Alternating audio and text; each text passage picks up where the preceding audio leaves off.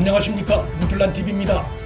법무장관 추미애의 은행이 갈수록 상식에서 벗어나고 있다는 진단이 나오고 있습니다. 추미애가 자신이 인사한 검찰이 예상대로 자신과 아들에 대해 무혐의 처분을 내리자 일반적인 예상과는 크게 다른 모습을 보였습니다.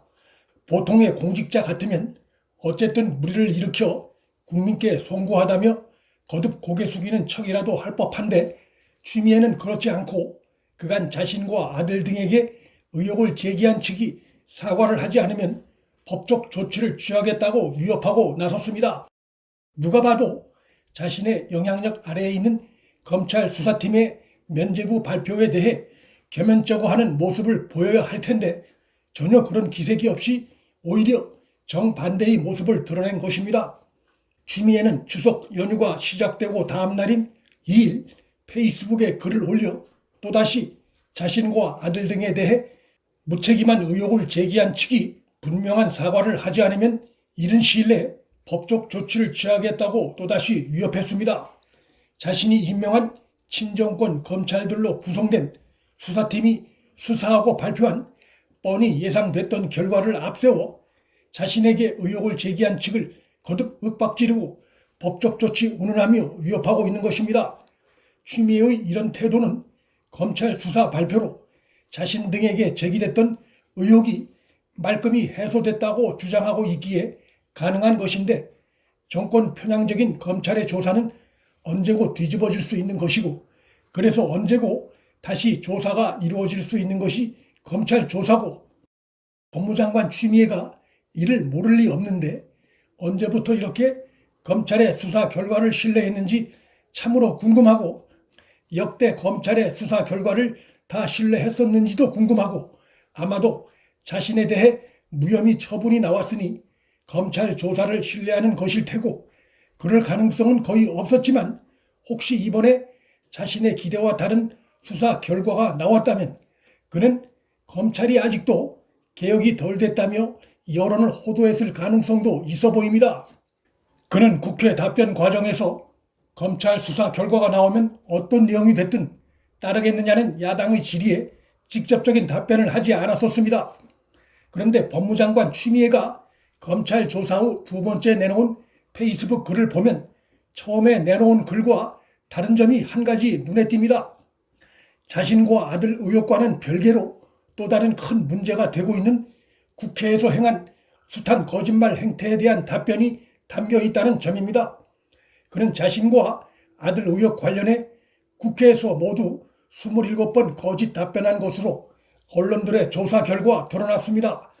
빼도 박도 할 수 없는 명백한 거짓말이 이렇게 드러났으면 추미애에게 이걸 이유로 스스로 물러나길 기대하긴 어렵겠지만, 상식을 가진 공직자라면 최소한도 유감 표명이라도 하는 척이라도 할 텐데, 추미애가 두 번째 올린 글에선 그런 것은 전혀 찾아볼 수가 없고 오히려 자신으로 하여금 마치 할 수 없이 거짓 답변을 하게 만든 야당이 문제라는 식의 글을 올렸습니다. 그 정확한 워딩은 다음과 같습니다.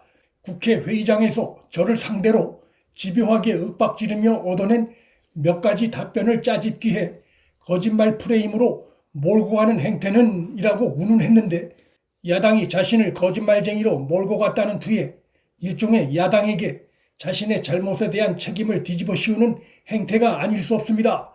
추미애가 검찰의 수사 발표 뒤 글을 올린 지 얼마 지나지 않아 또다시 글을 페이스북에 올린 배경은 국회 거짓 답변에 대한 추미애의 무책임한 침묵에 대한 비난 여론이 커지자 이를 의식해 글을 올린 것으로 보입니다. 나머지 내용들은 첫 번째 글이나 두 번째 글이나 대동소이합니다.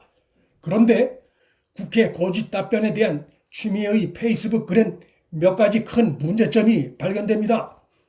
집요하게 윽박질렀다고 썼는데 국회의원의 대정부 질의를 집요한 윽박지르기라고 하는 그의 인식도 문제가 심각하거니와, 소설 쓰네라든가 의원이 물어도 답변을 안 한다든가 질의하는 초선 의원을 상대로 훈계를 한다든가 심지어는 새치혀 운운하며 야당 질의를 폄하하는 행태를 보인 것은 바로 추미애 본인이었다는 점에서 전혀 설득력이 없다 할 것입니다. 무엇보다 그의 두 번째 글엔 답변이란 표현만 있고 거짓 답변이란 표현 자체는 없습니다. 대신에 자신의 답변을 짜집기 위해 거짓말 프레임이 만들어졌다고 주장하면서 객관적으로 드러난 사실에 대해서마저도 사과는커녕 야당 탓을 하고 여론을 호도하려는 태도를 보이고 있습니다. 추미애뿐만 아니라 추미애 아들 역시 당직 사병과 통화한 적이 없고 당직 사병이 거짓말을 하고 있다며 비난했던 자신의 드러난 거짓말에 대해 전혀 사과를 하지 않고 있고, 추미애 역시 증언이 사실임이 밝혀진 당직병에 대한 비난을 계속하고 있습니다. 모자가 당직병에 대해 같은 태도를 취하고 있는 것입니다. 추미애가 맡고 있는 부처가 미니스트리 오브 저스티스, 즉 정의부입니다. 추미애 때문에 정의라는 단어가 사전에서 울고 있다는 얘기마저 들립니다. 친추미애, 친정권 검사로 구성된 수사팀에서 일반 사병들은 꿈도 꿀 수 없는 장기 특혜 휴가와 편법 휴가, 군 미복귀 무마 의혹을 받는 추미애 아들에 대해 무혐의 처리한 것을 정의라고 믿을 국민은 추미애 지지층 외에는 없습니다. 국민의 세금을 받는 고위 공직자가 국회에 나와 숱한 거짓 답변을 해놓고 질의를 한 야당 탓을 하고 의혹 제기를 한 야당 등을 검찰 인사권을 쥔 현직 법무장관이 소송전 운운하며 겁박하는 것을 정의를 볼 국민은 없습니다. 최근 KBS가 보도한 여론조사에 의하면 우리 국민 61.7%가 추미애 아들이 특혜를 받았다고 밝혔고, 그렇지 않다는 응답은 29.3%로 절반에도 미치지 못했습니다. 추미애 리스크가 현실화되고 있고 여권이 이를 자초하고 있는 것으로 볼 수 있습니다. 추미애를 감싸는 문정권의 오만함에서 법무장관 추미애의 오만함과 닮은 꼴을 보게 됩니다. 문술란TV 여기서 마칩니다. 구독과 좋아요, 방송 공유는 방송 제작에 큰 힘이 됩니다. 시청해 주셔서 감사합니다.